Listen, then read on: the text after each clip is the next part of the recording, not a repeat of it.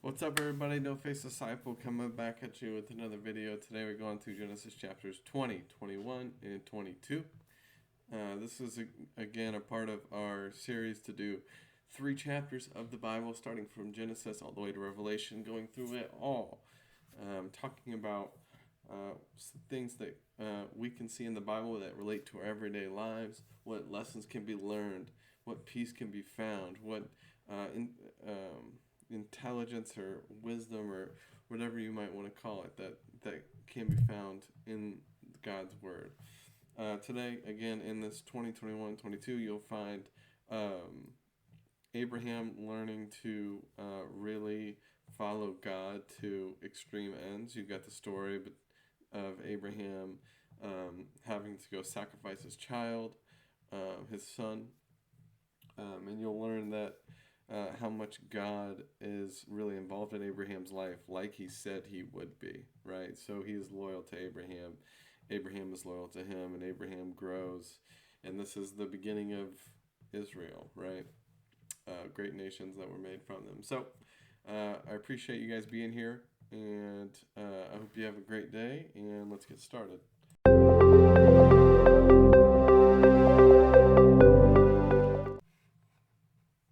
Genesis 20.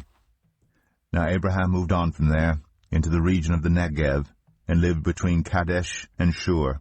For a while he stayed in Gerar, and there Abraham said of his wife Sarah, "She is my sister." Then Abimelech, king of Gerar, sent for Sarah and took her. But God came to Abimelech in a dream one night and said to him, "You are as good as dead because of the woman you have taken. She is a married woman."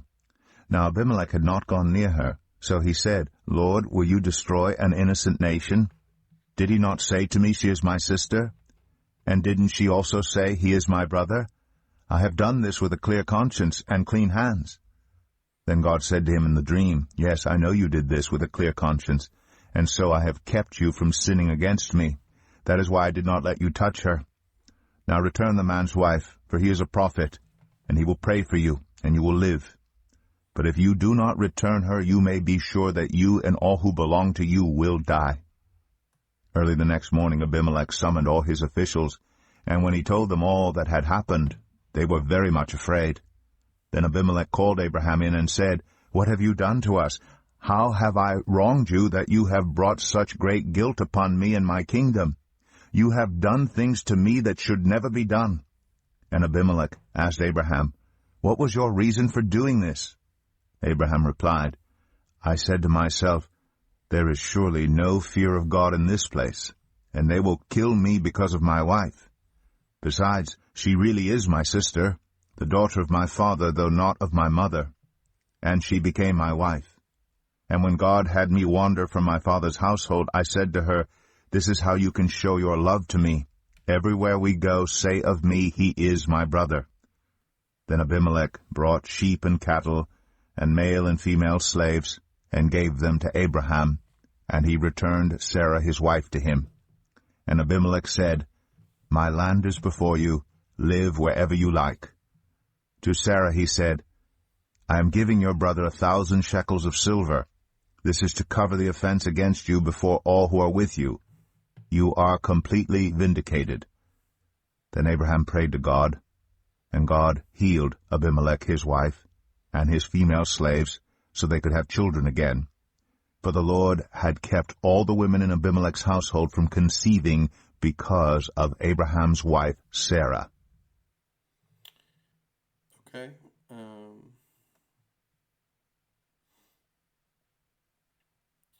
I don't know. I think this story is just kind of setting the stage for who God is and what God stands for, and how He grows with us with time and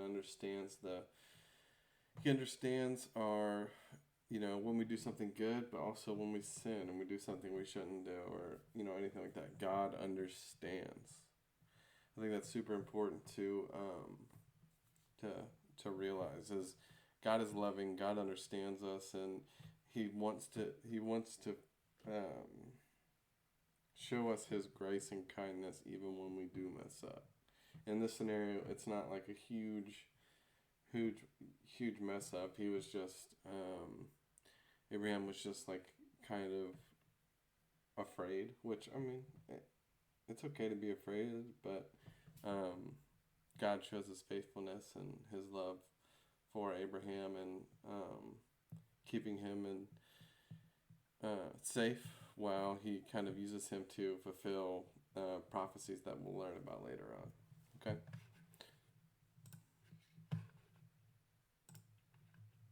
Genesis 21.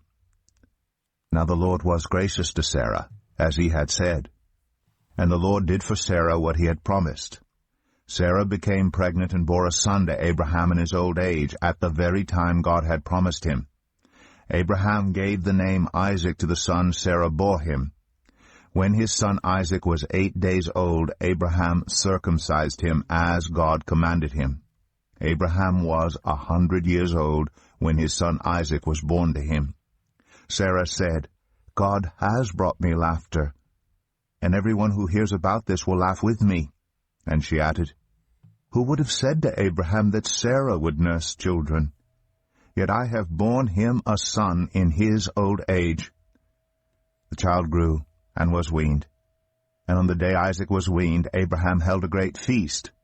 But Sarah saw that the son whom Hagar the Egyptian had borne to Abraham was mocking, and she said to Abraham, Get rid of that slave woman and her son, for that woman's son will never share in the inheritance with my son Isaac. The matter distressed Abraham greatly, because it concerned his son. But God said to him, Do not be so distressed about the boy and your slave woman. Listen to whatever Sarah tells you, because it is through Isaac that your offspring will be reckoned. I will make the son of the slave into a nation also, because he is your offspring. Early the next morning Abraham took some food and a skin of water and gave them to Hagar. He set them on her shoulders and then sent her off with the boy. She went on her way and wandered in the desert of Beersheba. When the water in the skin was gone, she put the boy under one of the bushes. Then she went off and sat down about a bowshot away, for she thought, I cannot watch the boy die. And as she sat there, she began to sob. God heard the boy crying. And the angel of God called to Hagar from heaven and said to her, What is the matter, Hagar? Do not be afraid. God has heard the boy crying as he lies there. Lift the boy up, and take him by the hand, for I will make him into a great nation. Then God opened her eyes, and she saw a well of water. So she went and filled the skin with water, and gave the boy a drink. God was with the boy as he grew up. He lived in the desert and became an archer.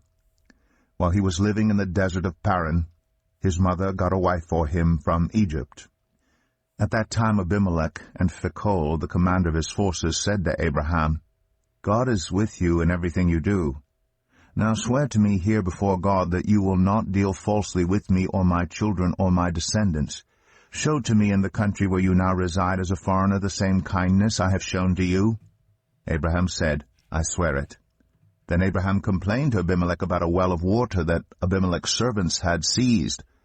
But Abimelech said, I don't know who has done this. You did not tell me, and I heard about it only today. So Abraham brought sheep and cattle and gave them to Abimelech, and the two men made a treaty. Abraham set apart 7 ewe lambs from the flock. And Abimelech asked Abraham, What is the meaning of these 7 ewe lambs you have set apart by themselves? He replied, Accept these 7 lambs from my hand as a witness that I dug this well. So that place was called Beersheba, because the 2 men swore an oath there. After the treaty had been made at Beersheba, Abimelech and Phicol, the commander of his forces, returned to the land of the Philistines. Abraham planted a tamarisk tree in Beersheba, and there he called on the name of the Lord, the eternal God. And Abraham stayed in the land of the Philistines for a long time. All right, we're going to go to the next chapter. This one,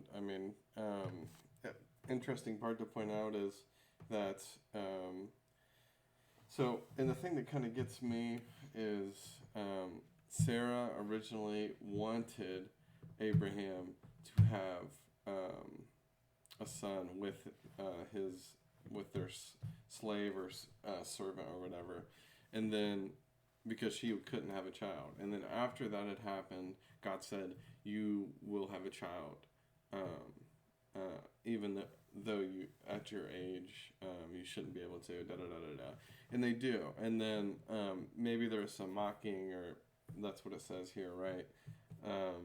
But like forgiveness is like, I feel like the lesson here is like forgiveness. Treat others the way you want to be treated, yes, but like, and like God's like, hey, you know, nations will still come from him because he is your son. God is showing his faithfulness, and like, Abimelech, he like Abimelech says, God is with you in everything you do. And that is like a super important part of this and how these events turn into Israel. And then, you know the story from there, you get to the New Testament and all that. But there's so much more wrestling with God and mistakes made and all this kind of stuff. So we're just getting into it again, but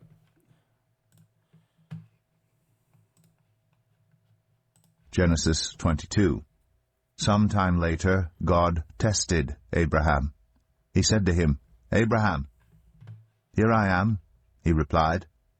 Then God said, Take your son, your only son, whom you love, Isaac, and go to the region of Moriah. Sacrifice him there as a burnt offering on a mountain I will show you. Early the next morning Abraham got up and loaded his donkey. He took with him 2 of his servants and his son Isaac. When he had cut enough wood for the burnt offering, he set out for the place God had told him about. On the 3rd day, Abraham looked up and saw the place in the distance. He said to his servants, Stay here with the donkey, while I and the boy go over there. We will worship, and then we will come back to you. Abraham took the wood for the burnt offering and placed it on his son Isaac, and he himself carried the fire and the knife. As the 2 of them went on together, Isaac spoke up and said to his father Abraham, Father? Yes, my son, Abraham replied. The fire and wood are here, Isaac said. But where is the lamb for the burnt offering? Abraham answered, God himself will provide the lamb for the burnt offering, my son. And the 2 of them went on together.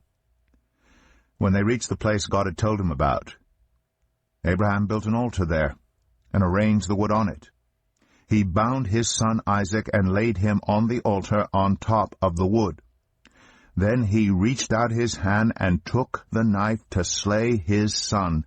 But the angel of the Lord called out to him from heaven, Abraham, Abraham, here I am, he replied. Do not lay a hand on the boy, he said. Do not do anything to him. Now I know that you fear God, because you have not withheld from me your son, your only son. Abraham looked up, and there in a thicket he saw a ram caught by its horns. He went over and took the ram and sacrificed it as a burnt offering instead of his son. So Abraham called that place, The Lord Will Provide. And to this day it is said, On the mountain of the Lord it will be provided. The angel of the Lord called to Abraham from heaven a second time and said, I swear by myself, declares the Lord, that because you have done this and have not withheld your son, your only son, I will surely bless you and make your descendants as numerous as the stars in the sky and as the sand on the seashore. Your descendants will take possession of the cities of their enemies, and through your offspring all nations on earth will be blessed because you have obeyed me. Then Abraham returned to his servants, and they set off together for Beersheba, and Abraham stayed in Beersheba. Sometime later Abraham was told, Milcah is also a mother. She has borne sons to your brother Nahor. Uz, the firstborn, Buz his brother, Kemuel, the father of Aram, Kesed, Hazo, Pildash, Jidlaph, and Bethuel. Bethuel became the father of Rebekah. Milcah bore these 8 sons to Abraham's brother Nahor. His concubine, whose name was Rumah, also had sons, Teba, Gaham, Tahash, and Makkah. Okay, so obviously this is one of the more famous stories in the Bible, and I think it's interesting because it goes from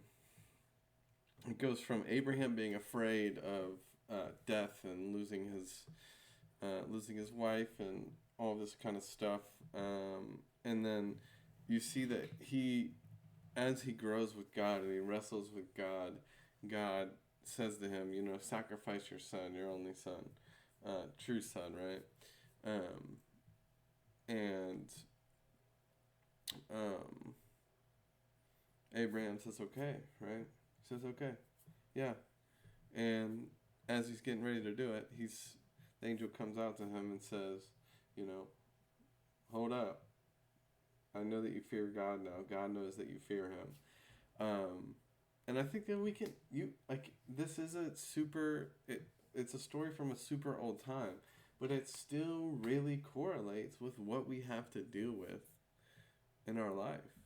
Like, there are sacrifices that we have to make. There are leaps of faith that we have to take.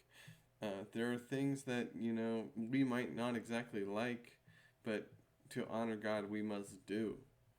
And in that, God will give us joy and peace, and the Holy Spirit will dwell within us. So, I really appreciate you guys listening, watching with me. We'll get another video up in a couple of days. Keep an eye out for video reaction or like streams, anything like that. So, hope you have a blessed day. Talk to you later. Peace.